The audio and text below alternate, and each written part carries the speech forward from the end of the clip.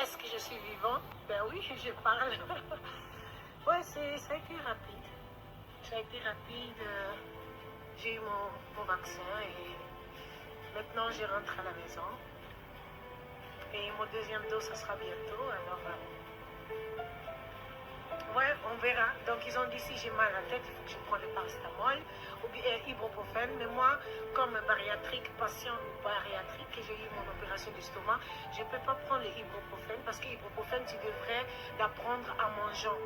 Donc, ça veut dire la prendre en mangeant, tu devrais aussi boire. Et moi, je ne peux pas boire à manger. Donc, je vais prendre le paracétamol si j'ai mal à la tête. Donc, je vais voir comment ça va se passer. Mais je fais mon vaccin. Yes! Enfin, maintenant, je vais voyager sans faire cette misérable test de corona. Ouais, donc, aujourd'hui, donc c'est un jour spécial de voir comment ça va se passer, comment ma journée va se passer, comment je vais dormir avec avoir eu le vaccin. Tu sais, je me suis dit toujours, les gens disent que ouais, il ne faut pas prendre, il ne faut pas prendre. Mais moi, j'ai voyagé toute ma vie. Avec mon carrière, c'est toujours le voyage. Et on a eu toutes des sortes de vaccins. Et je me suis dit, quand on nous a injecté les vaccins, parce que je me souviens très bien, j'avais les vaccins standards qu'on prend contre le fièvre jaune, tralala. Et il y avait une fois, il fallait qu'on parte en Australie. Et là, on nous a dit, vous allez aller en Australie. J'ai dit à Fiji, Solomon Island, Vanuatu, New Caledonia. Après, ils ont dit, si vous allez aller là-bas, vous devrez avoir un autre vaccin spécial. Et après, on a dit, oui, ok, on va l'avoir. On a pris. Mais après, ça pourrait aussi être un vaccin on vient de le découvrir, on vient de le créer il n'y a pas un moment, il n'y a pas longtemps. Mais on a eu ce vaccin. On n'a pas pensé qu'on va mourir, ça va être un danger pour notre santé. On n'a pas pensé à ça parce que on était positif. Mais voilà, je vis toujours encore. Et je ne sais même pas ce vaccin, ça a été créé dans combien de temps. Donc c'est aussi la même chose avec ça. On ne sait pas ce qu'on prend. C'est ça que je veux un peu dire. On ne sait pas ce qu'on prend. On ne sait pas ce qu'on nous injecte. On ne sait pas. On ne sait jamais. Parfois, tu peux avoir un médicament. Et ce médicament, c'est créé un mois passé. Mais toi, tu ne sais pas. Donc, c'est ça, quoi. Il faut toujours rester positif, en fait. Et on verra. Avoir eu mon vaccin, nous voilà. Anatolium avec les enfants, ils sont en train de jouer. Et puis moi, je suis un peu en train de prendre le soleil. Ce que j'aime pas normalement, mais je prends le soleil. Ouais, donc j'avais eu une très bien semaine. Cette semaine, j'ai mes règles, donc j'ai pas pesé. Ça fait longtemps que j'ai pu peser. Depuis que j'ai eu mon opération des yeux, j'avais pas le droit de faire du sport pendant 2 semaines. Et c'est à cause de ça, ça m'a un peu enlevé les confiances d'aller de se peser. Parce que j'ai peur que je vais voir que le pèse a augmenté, mais normalement ce n'est pas le cas, mais c'est seulement dans ma tête, comme on dit, que tu fais l'opération avec ton estomac, mais tu fais pas l'opération avec ton cerveau. Waouh, le soleil est très très fort. Et ouais, c'est bien, donc je m'amuse bien, tout va bien, tout c'est à merveille. Et ouais, j'ai pas vraiment grand chose à raconter. J'ai pas fait trop de choses. Cette semaine, je me sentais pas bien parce qu'il y avait trop de soleil. C'était trop chaud et moi je supporte pas si le soleil est trop fort. Comme maintenant là, ça me dérange énormément à chaque fois. Maintenant c'est derrière de ma patate. Je sais pas c'est quoi on appelle ça en français. Donc c'est derrière en fait. Les nuages. Regardez, le soleil est derrière, donc je vais en profiter comme le soleil est derrière. Et quand ça retourne, je coupe directement parce que je n'arrive pas à voir le soleil. Oh, je sais, moi je suis une Africaine bizarre. Une Africaine qui n'aime pas le soleil, qui aime l'hiver. Moi je préfère l'hiver, j'aime pas le soleil. parce que j'ai allergique avec les pollens, c'est ça le 1. Et le 2, ça m'étouffe, ça me rend faible et fatiguée. Et je ne crois pas que quelqu'un veut être fatigué. Tu veux toujours te sentir à la merveille. Donc c'est là, voilà, mon vaccin, mon première dose. Et après c'est bon, quoi. Je vais voyager sans problème. J'aime pas du tout les tests Corona, j'aime pas. Le PCR test là, j'aime pas du tout. Ça fait mal à la tête, ça fait un peu comme tu as les piments dans ton nez. Et le soleil, ça commence à revenir. Donc c'est ça quoi. Je suis vraiment désolée, mais je crois aujourd'hui, je ne vais pas rester trop longtemps. Parce que le soleil, ça pique. Tu vois, ça pique, ça pique dans le peau. C'est pas agréable. Maintenant, je vais rentrer à la maison et j'ai aussi faim. Il y a mon l'heure de manger. Je vais acheter du potiron aujourd'hui. J'ai mangé avec... j'ai beaucoup mangé du poulet. Mon mari a dit, fais attention, tu manges trop du poulet et demain, tu vas te transformer à la poulet. Et j'ai dit, comment? À la place que tu me dis, j'y sais, ça va. Moi, je vais dire...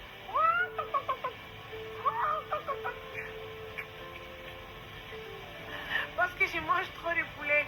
Donc, je crois que je vais aujourd'hui manger les moutons. Non, les moutons aussi, j'ai mangé. Et j'ai remarqué les moutons ont trop de graisse. Donc, je vais manger les... comment on appelle ça? Le bœuf. Ouais, je crois que je vais manger le bœuf. Donc, c'est ça. Aujourd'hui, ouais, le soleil est un peu parti. Aujourd'hui, c'est dimanche. On s'amuse bien. Les enfants sont en train de jouer. Je vais rentrer à la maison. Je vais prendre ma douche. Et ouais, je vais me reposer un peu. Donc aujourd'hui, je n'ai pas vraiment grand chose à raconter. Donc les grandes choses à raconter, c'est ce que j'ai eu mon opération. J'ai eu mon test, mon vaccin. Et ouais, c'est bien passé. Et maintenant, on verra. On verra pour la deuxième dose. Je vais aller aux vacances avec les enfants après je vais retourner. Donc c'est ça, c'est beau, hein.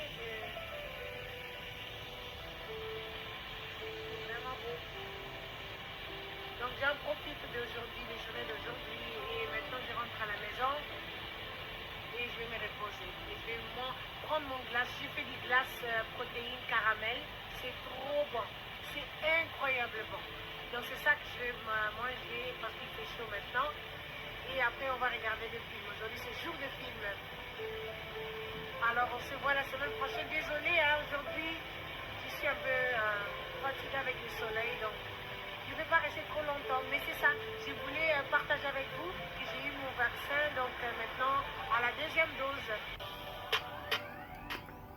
Voilà, bon mwinde kona biso Nathalie Makoma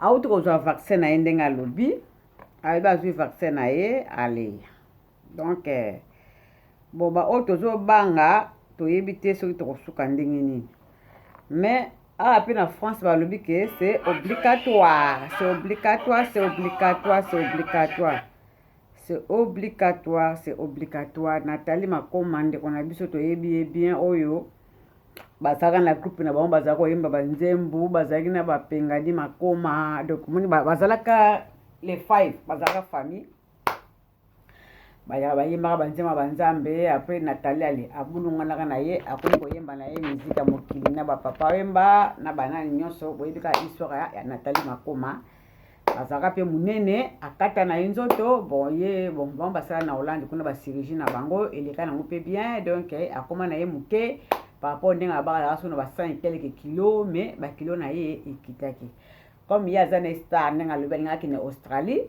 donc akena okata vaccin na ye bon wale za makamba nzambe azwi vaccin na ye azane bien avec première dose na ye tikala zo deuxième dose na ye azoke vacances na ba na ye bomoni wana azaki na Belgique azaki na Bruxelles azaki na Antonium na bana osaka na bana oyo avana na Hollande obika Hollande na Belgique bon baza ba pays pe ba voisins donc baza pe ba ya babika bon na ba Benelux pe baza Luxembourg baza Belgique baza na Hollande tous les trois pays wana baza ba Benelux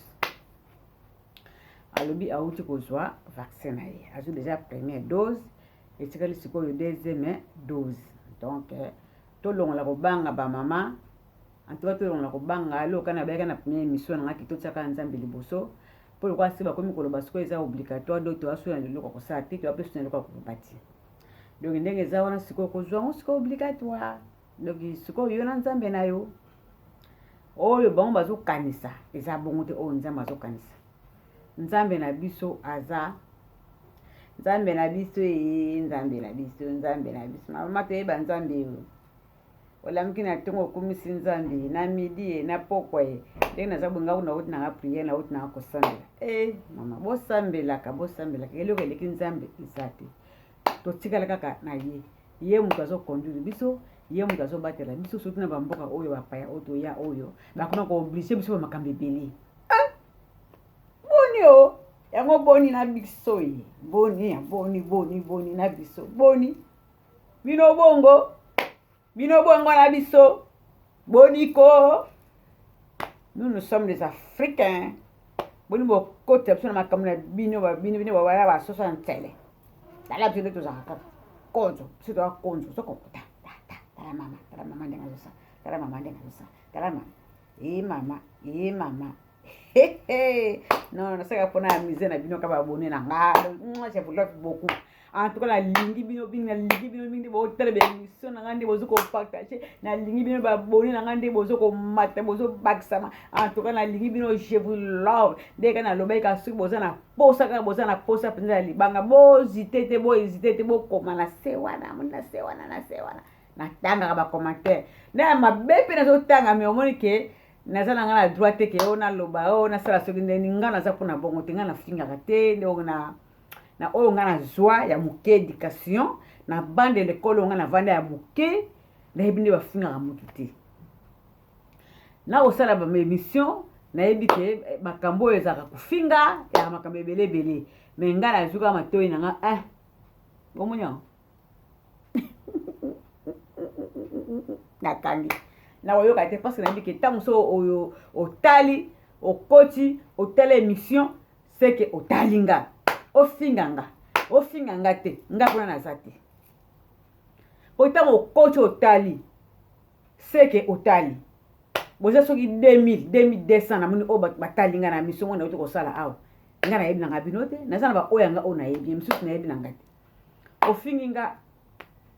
ofingi nga pe te olobi mpe mpo ya misusu bazokoma mpe kitoko mama osali miso kitoko olobi mpena kitoko boyeboye mais oyo bazalaka na bango na bacompréhension donc il faut kaka finga me ntango so otali kaka te mama so oyeba eke mabe eza wana kokotana mpe te kotala na yo mpe te me ntango okoti otali se kotali tokola eza makambo tozopesaka soki tomoni likambo mabe toye kodenonse tolobi ke tala likambo boyeboye est ce que eza malamu to eza mabe yango kaka tozosalaka tozo ateke mpo to okota na bavie privé ya bato mpo tofingaka bato non mpo ngamo mpe awa naza na vie privé na nga ya mabe ezali ya malamu mpo ezali mpo mutu nyonso moto oyo aza parfait na mokili aza te oyo mpe akoka na mokili aza te oyo mpe azalaki mabe na mokili aza te kaka be jésus christ de nazareth oyo akufaki na kwa mpona na gologota mpo na biso ye kaka nde moto aki na lisumu te mais ele moko kuta tombokaka betaka bato na l'église pa apengani bango c'était pas ça. Vous bien ngote na Bible que Jésus abengana bato na temps. Vous bien ngote asilika lipaza mutu. Alors tout le monde connaît Nathalie Makoma alobi ke auti ko ba vaccin na ye donc bon to banga na biso ba kama ba vaccin wa te po eza makama nzambe sikulu le gars baza ko obliger biso so ya alobi ke azui vaccin mais test la corona a osana na été même comme on dit ça azui vaccin mais test la corona a osala te a voyager na bana na ye ba ke Australie autant ba période ya ba vacances ba to voyager belé faut qu'on voyage ça va bien échanger après moi mutu moi là sur ma comme belé mutu on voyager ça le kitoko ozo mona ki o changer un peu il faut changer un peu ozo comprendre au bimi na le baka poka tout ça ba problème moko tout ça ba makambo moko na ba mboka o donc ba voyager comme pasi donc ozo mona pe pour voyager car dona maladie o makme belé eza na mboka do mboka eza malamu te omoni katika na vana kaka mais o bana posta ba sepena ba parce que voyager na bango sans problème oko voyager na yo c'est pas ça sans problème oko voyager na yo ba pe si voyager mais à condition test ya PCR ozomona donc babone nanga pena lingi bino mingi vraiment bo emaka surtout vidéo bo emaka mingi bo tiaka ba j'aime en tout cas ba commentaire nazo tanga en tout cas penza ba vie pe naza kotala nde bozo en tout cas bozo tala mais siko bozo tala bozo ebele bozo tala kaka bozo emete boko tala kaka bozo ko abonner te bo abonner na lobaki yango soko oza na bar na yo benganga na ya kofilme oza na exotique no benganga na ya kofilme mama Elisa azala mpona bino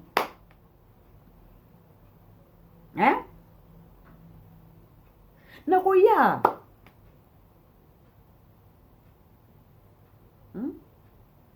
Clarisse Kodia, je te salue, mbote, bisous.